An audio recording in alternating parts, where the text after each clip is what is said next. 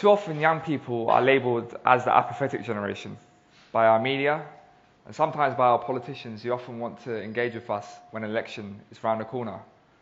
They say that we cannot complain about our future because we don't vote. They say that we are not worthy enough of an election pledge because we are less likely to vote. And they say that we do not care about the issues that affect us, and those who are aged 16 to 17-year-olds are not responsible enough to be given the vote. Well, I'm here to say that they are wrong. You know, when you say the word politics to a young person, or to citizens generally, people often think of MPs, Parliament, elections, you name it. But actually, politics is more than that, and it's what it means to you. And I'll give you an example. Not too long ago, I was doing this workshop once with 15 to 17-year-olds, and we was identifying key political, economic, social, technological trends. And one of them identified Pokemon Go as a technological trend. So I asked him, do you care about politics? And he was like, nah, I don't care about politics. And I said, what's on the news about Pokemon Go at the moment? And he didn't know. So someone else in the room said, they might share your location from the government. I said, how do you feel about that? And he was like, I don't want the government to know where I am. And then they started debating between them, saying, actually, it's a good thing because if something happened to me, then the government knew where I was. And I was like, there you go, that's politics. So I guess what I'm trying to say is if you don't do politics, politics will do you. And when we do think about the wider engagement piece, I mean, I was very honoured to be elected as one of the youngest councillors ever for the London Borough of Hackney. And my journey into politics is partly because of my background, of how I was brought up. Hackney is a very trendy place, a nice place to live now, but when I was growing up, it wasn't such a nice place to live. I couldn't go to school in Hackney because all the schools were getting shut down. And often when politicians and decision makers talk about the issues that affect young people, they always box us into these issues around youth clubs and education. And yes, it is important. I'm not saying education or youth clubs ain't important. But actually, if you think about the real issues that affect young people, housing, we're in London right now. The average first-time buyer of new property is 39. The average first-time buyer of a new property spends £420,000 on a new property. The average first-time buyer needs £106,000 in deposit. More than 50% of Londoners spend more than half their income just on rent. That's excluding utility bills. Think about it. And these are issues that disproportionately affect young people. More than 7 million people in this country are working but are in poverty. So they're working, but they're in poverty. Right? And these are the real issues that actually affect young people. So the question is not whether young people care about issues. Of course they care about issues. It's about whether they see traditional forms of politics as a vehicle to address the issues that affect them most. And there are many reasons why they don't see traditional forms of politics. So my first slide is this statue which has got a face palm. I often do this face when I meet with government ministers or decision makers in every meeting because we always talk about how do we actually meaningfully engage young people in politics? How do we get them involved in decision-making processes? And you can go around in circles and circles and circles, but it all comes down to one thing, which is political education. We are the masters in this country of how to set up a system which governs our society to make sure that we construct laws. But one thing that no one has actually ever thought about is how we bridge that gap between citizens and decision makers and decision-making processes. So, and the implications of this are many, one of which is him. But going back to this, if you don't educate your citizens about how decision-making works, right? One of the problems that you have is that you have citizens who expect too much from politicians. You know, we live in a microwave generation where kind of comes from our sort of the consumer-driven world that we live in, which is that when you pay for a product or service, you receive it instantly, or you receive a timeline of when you are going to receive it. And politics is not that easy, because naturally you govern so many different groups of society. and you need to make sure there's concession and compromise. But because citizens don't understand that concession and compromise, or citizens don't understand how the difference between local, national government, let alone supranational institutions like the European Union or the United Nations or the rest of it, then you end up with a position where people get frustrated, and then again you end up with him. The other implication of it is that people just generally don't know how to go about making change. You know, I'm very lucky to be working in the Brexit space at the moment. So I lead a charity on a mission to secure a better Brexit for young people. And just last week I was in Scotland, and one of the young people there said, we asked him, what rights are you concerned about losing? And he was like, I don't know what rights I have for you to be asking that. And again, it just illustrates this point about, you know, we're living in a society where people are constantly complaining about why young people are not taking action and getting involved in decision making, but no one's actually really thought about why are we not actually educating people about what their civic duties are. So coming to Donald Trump, I think Donald Trump obviously has many flaws. I don't agree with anything he says, right? I don't agree with none of his policy, and I wish he was never the president of the US. But actually, Donald Trump, Brexit, they all have similarities, which is that we've got growing social inequalities in the world, and people are feeling more and more disconnected with the traditional forms of politicians. That's why you never see me in a suit. I've been elected for over 4 years. I've worked for people like Sadiq Khan in the past, and I regularly meet with senior EU negotiators or others, people like Michel Barnier, and I never once wear a suit. And the reason why I do that is not because, you know, I'm trying to look nice, but it's more because it's a point to say that actually, as normal citizens, we should be able to connect, and there is a growing disconnect between the establishment and what citizens are. But there is one thing that we can all learn from Donald Trump, and it really hurts me to say this.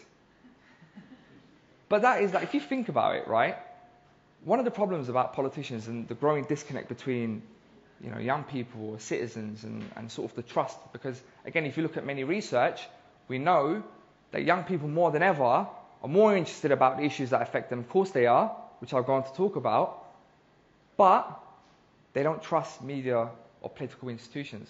And one of the reasons for that is because people overpromise and underdeliver for an election pledge, right? Now, if you take Donald Trump as an example, again, disclaimer, bear with me.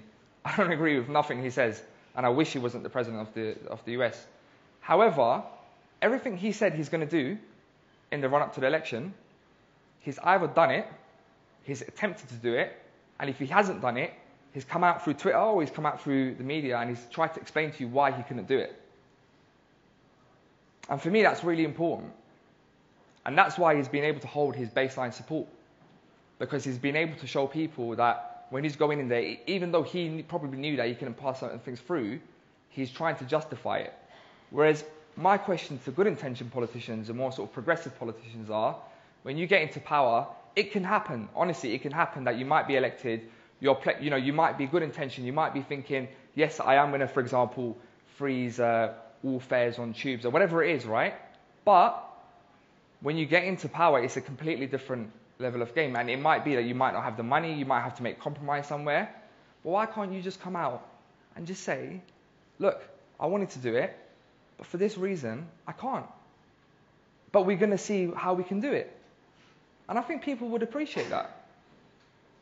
So that's my point there about Donald Trump, although I don't agree with nothing he says. Then we get on to this picture. Now you might be thinking, gosh, what have I come to? But football is one of the greatest examples, I think, for our democracy. In the sense that I think our democracy, I mean, there's a lot of discussion around whether we go to liquid democracy or direct democracy, which I personally don't agree with.